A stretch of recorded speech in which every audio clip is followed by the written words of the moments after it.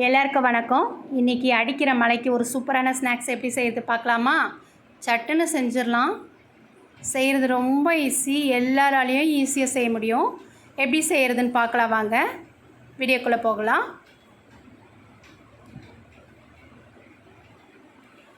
நான் meal maker எடுத்து வச்சுருக்கேன். நல்லா சுட தண்ணியில் இதை இப்படி போட்டுட்டு ஒரு 5 நிமிஷம் அப்படியே மூடி வச்சிடலாம். நல்லா கொதிக்கிற தண்ணியில் போட்டுட்டு 5 நிமிஷம் மூடி வச்சுருங்க, போதும். ரொம்ப ஈஸியாக செஞ்சிடலாம். இப்போ 5 நிமிஷம் ஆயிடுச்சு. அந்த சுட தண்ணியை வடிகட்டிட்டு பச்சை தண்ணியை ஊற்றிருக்கேன். இவ்வளோதான், பிழிஞ்சு எடுத்துட வேண்டியது தான். நல்லா கையாளாவி பிழிஞ்சாலே போதும். இப்போ எல்லாத்தையும் நம்ம பிழிஞ்சு எடுத்துட்டோம் பாருங்கள். ஒரு பாத்திரத்தில் மிளகாய்த்தூள் 1 ஸ்பூன், கரம் மசாலா 1/4 ஸ்பூன்,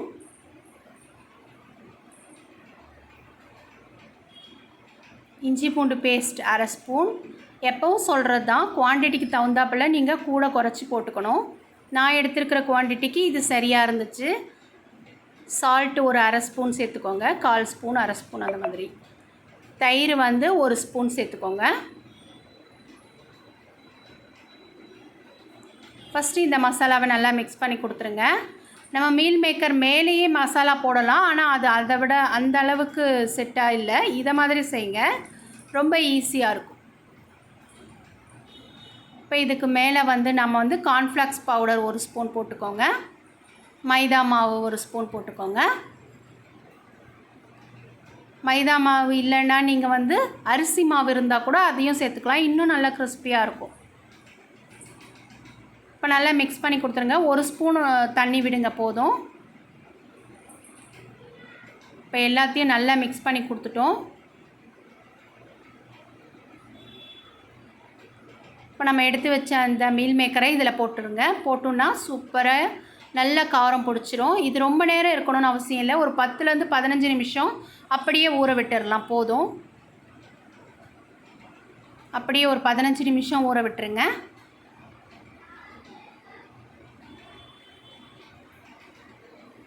இப்போ 15 நிமிஷம் ஆயிடுச்சு. மீல் மேக்கர் நல்லா உப்பு காரம் பிடிச்சி சூப்பராக ரெடி ஆயிடுச்சு. இப்போ நம்ம எண்ணெயில் போட்டு பொரிச்சிடலாம். இப்போ எண்ணெய் நல்லா காயட்டும். எண்ணெய் நல்லா காஞ்சதுக்கப்புறம் ஒன்றா எடுத்து சேர்த்துருங்க. நல்லா ஒரு மீடியம் ஃப்ளேமில் வச்சுக்கோங்க, போதும்.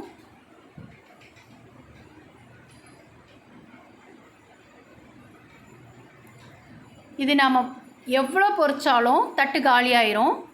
பொரிச்சு போட்டுக்கிட்டே இருந்தால் குழந்தைங்க சாப்பிட்டுக்கிட்டே இருப்பாங்க. அந்த அளவுக்கு டேஸ்ட்டாக இருக்கும், சூப்பராக இருக்கும். இப்போ நம்ம திருப்பி போட்டுடலாம். நல்லா செவந்து வந்துருச்சு பாருங்கள்.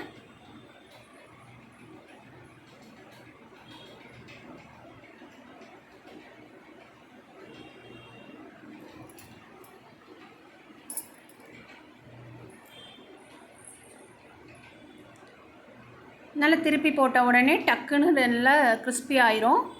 உடனே எடுத்துடலாம். பாருங்கள், இந்த அளவுக்கு நல்ல கிறிஸ்பியாகவும் மொறுமொறுனும் உள்ளே நல்லா சாஃப்டாகவும் இருக்கும். சாப்பிட ரொம்ப நல்லா டேஸ்ட்டாக இருக்கும். அவ்வளோதான், ரெடி ஆயிடுச்சு பாருங்கள். இதை நம்ம பொரிச்சு போட்டுக்கிட்டே இருந்தோன்னா பிள்ளைங்க சாப்பிட்டுட்டே இருப்பாங்க. இந்த மழைக்கு நல்ல சூடாகவும் ரொம்ப ஈஸியான மெத்தடில் வீட்டில் இருக்கக்கூடிய சோயாவை வச்சு சட்டுன்னு செஞ்சுட்டோம் பாருங்கள். பார்க்க எவ்வளோ நல்லா இருக்குது, சாப்பிடவும் அட்டகாசமாக இருக்கும். இதை எல்லோரும் ஒரு முறை ட்ரை பண்ணி பாருங்கள். அடிக்கடிக்கு ட்ரை பண்ணுவீங்க. குழந்தைங்க மீண்டும் மீண்டும் வேணும்னு கேட்டு சாப்பிடுவாங்க. ரொம்ப சிம்பிளான இந்த மெத்தடை எல்லோரும் செஞ்சு பாருங்கள். விஜி கிரியேஷனை லைக் பண்ணுங்கள், நிறைய ஷேர் பண்ணுங்கள், சப்ஸ்கிரைப் பண்ணுங்கள். அடுத்த ரெசிப்பியில் பார்க்கலாம். ஒன்று எடுத்து நான் உடச்சி காட்டுறேன் பாருங்கள். மேலே எவ்வளோ நல்லா மொறுன்னு இருக்குது, உள்ளே எவ்வளோ சாஃப்டாக இருக்குது பாருங்கள். நல்லா சாப்பிட்றதுக்கு நல்ல டேஸ்ட்டாக இருக்கும். தேங்க்யூ.